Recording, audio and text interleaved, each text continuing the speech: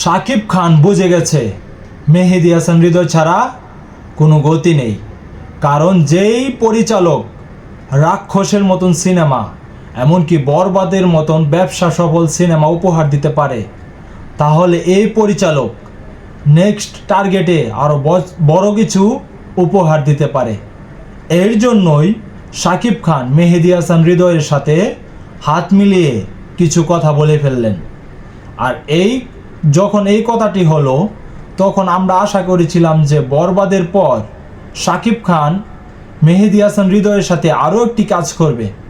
কিন্তু যখন তিনি মেহেদী হাসান হৃদয়কে শিডিউল দিলেন না, তারপরেই তিনি তৈরি করলেন রাক্ষস, আর শাকিব খান তৈরি করলেন প্রিন্স।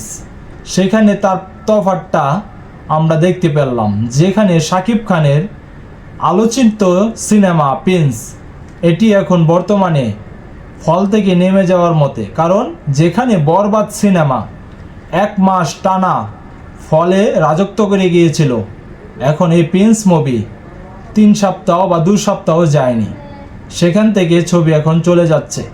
তাহলে শাকিব খানের অবশ্যই মেহেদী হাসান হৃদয়ের সাথে কাজ করতে হবে।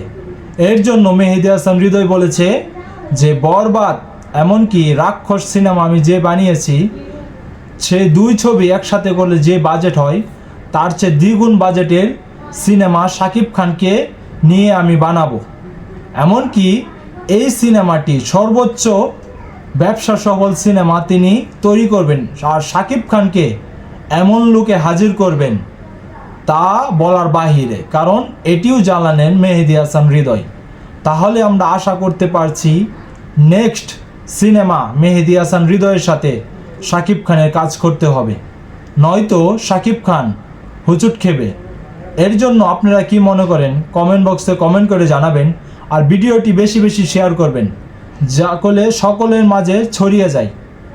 আপনারা আমার চ্যানেলে নতুন দর্শক হয়ে থাকলে চ্যানেলটাকে সাবস্ক্রাইব করবেন, আর ফেসবুক পেজ থেকে দেখলে পেজটাকে ফলো দিয়ে আমার সাথেই থাকবেন।